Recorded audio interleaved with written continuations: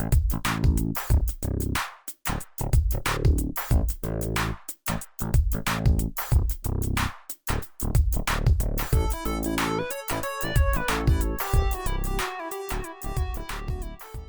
guys, welcome back. So good morning. First of all, having my coffee here. It's very early in Thailand, and today I'm going to be doing technical analysis all time frames in CGC. The ticker is CGC. These are the main company for wheat stocks.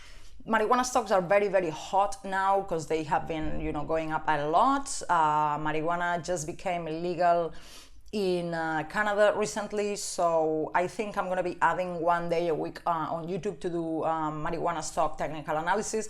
I am very interested myself in this, so hopefully it'll help other people as well. So let's get into the charts. I have here the monthly candles, and well, without drawing any lines or anything, you can see that the price is very extended from moving averages. So it had a crazy month here 3 months ago. This was all the the anticipation from legalization day. So people were buying based on expectations prior to the legalization day, and now this thing went completely vertical. So if there's one thing we know in markets 100%, this is that the price will always go back to moving averages eventually. There hasn't been any case in the history of markets where the price hasn't come back to touch moving average. So we know it'll go back to touch moving average.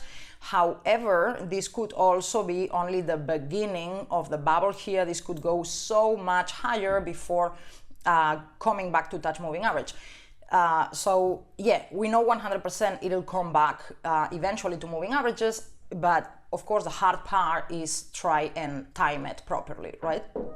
So yeah, I don't think I have anything else to say here. It's not clear if this is gonna come back to moving averages right now or it'll take longer.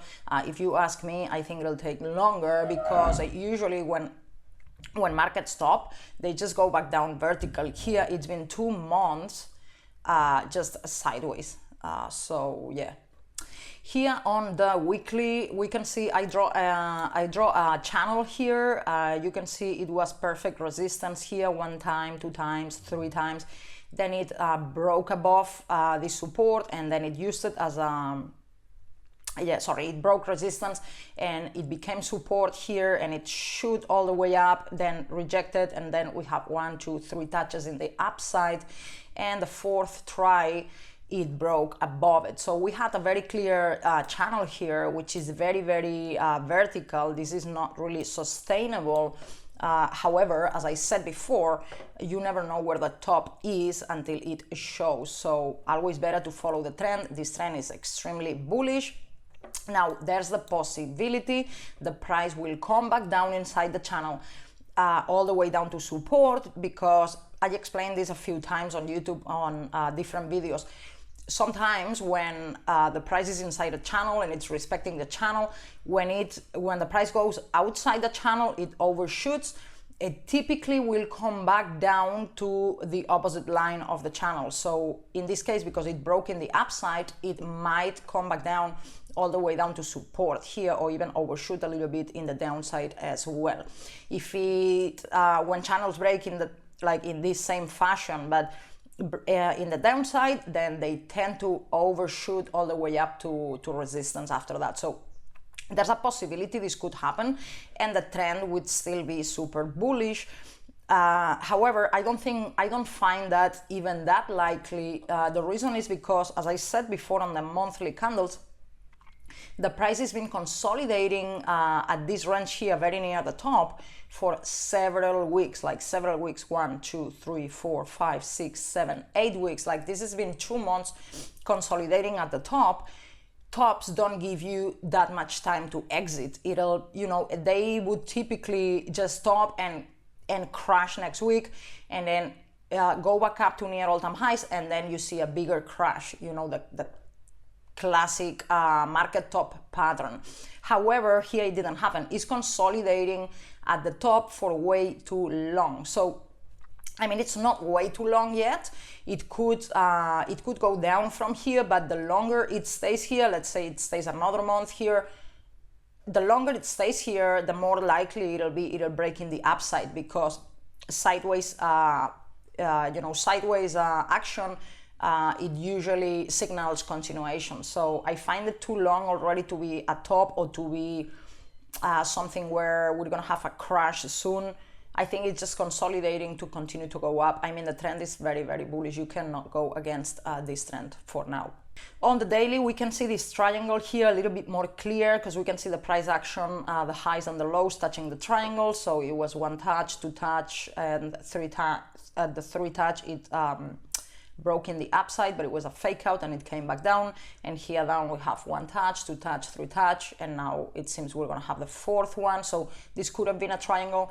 Now, since it came back down to the triangle, maybe it could be a bullish triangle actually, instead of a symmetric triangle. So in any case, it's doing a triangle shape, and we had a fake out here. So the targets for this triangle, if it breaks in the downside, is $31 more or less, which would make sense because it would be also the previous all-time highs, right? The previous top here. So it could, if it breaks in the downside, it's not impossible. We have a crash here back to $31, and as I said, this would be also the support of the channel, so it would still be bullish. Like, I would take that as a buying opportunity. If this continues to consolidate in this range and get a little bit tight, and then it breaks in the upside, then the target upside is $68 more or less. So these are the targets. I'm more leaning to bullish than not bearish, but of course you need to have into account both situations. So if it does break in the downside, me personally, I'm not going to short this. I'm going to wait and buy the dip if I can time it. On the 4 hours, yeah, we had this kind of like a fake out here, getting out of the all-time highs resistance, but it was a fake out and it rejected the price all the way down. And right now we are at support here of this triangle. So for me personally, I am going to buy this dip, but I'm going to buy very little, like very little, because the money that I put in these markets, I don't count on it as an income. It's not going to be my income. It's not money that I count on to live or anything like that. It's just an extra money that I put there and I don't touch. I mean, this is for holding for a little bit more longer term. It's not to be day trading and expecting a salary. So I buy only a very little bit here, because even if it goes down, I don't want to have to be selling it and timing it, and I don't want to use the stop losses here.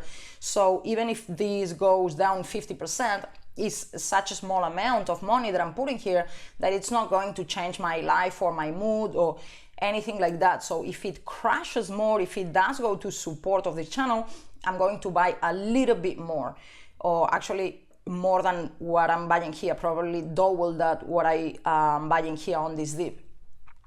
If it goes down lower, I'm gonna increase, but always little by little, right? And if it doesn't go lower and it continues the bullish trend and it breaks in the upside eventually, then maybe I will buy a little bit more in the next dip, something like that. But then I would wait for a bigger dip. If, let's say this breaks in the upside, it goes to $70, I might sell some at $70, just a little bit to rebuy later for a little bit cheaper, and I would be buying deeper dips here. I'm waiting for dips if this continues bullish. If it continues bearish, well, I put only a very little bit here, it doesn't bother me. I would buy more if it goes down. And if it's, let's say this goes down to zero and dies, I mean, I don't find a reason why. This is a big company in the marijuana industry, and it just became legal in Canada, so I don't find, a reason for this to go to zero and die. But if that was the case, oh well, that's the risk you take in investments sometimes. That's why I'm putting very, very little here. And I would increase, little by little if it goes down, or if it goes up, as I said, buying dips. and on the 1 hour we can see a clear sideways trend here. We can see the price been consolidating between 55 and 45, which is a wide range. These markets are very, very volatile. So it's consolidating between 55 and 45. I have been saying I was expecting this for some time now in the premium group that we are running for wheat stocks. The guys are asking me there, how do you see these markets? How do you see these markets? It's been consolidating between 55 and 45 for some time, so expect continuation for now until you see a clear break. Yeah, guys, that's all that I can say here. And my final thoughts are, I actually thought when I started becoming interested in these markets, I don't know, maybe a couple months ago, I was expecting buy the rumor, sell the news. So I was expecting a big sell-off right after legalization day. But I was also expecting a blow-off top prior to legalization day. And I haven't seen that. All we had for the weeks prior to legalization day is just sideways action. And yes, the legalization day here, we had a little bit of vertical movement up and then vertical movement down. So it's like a top and crash, but it didn't even make it as high, a lot higher from the previous all-time high here. It's not really a blow-off top, because I didn't see a blow-off top prior to legalization day. Then now I don't expect a huge crash after the news. I expect consolidation at this range and eventually at some point breaking the upside and really go into bubble phase here. So these are my views, guys. Thank you very much for watching, and I'll see you soon. Bye.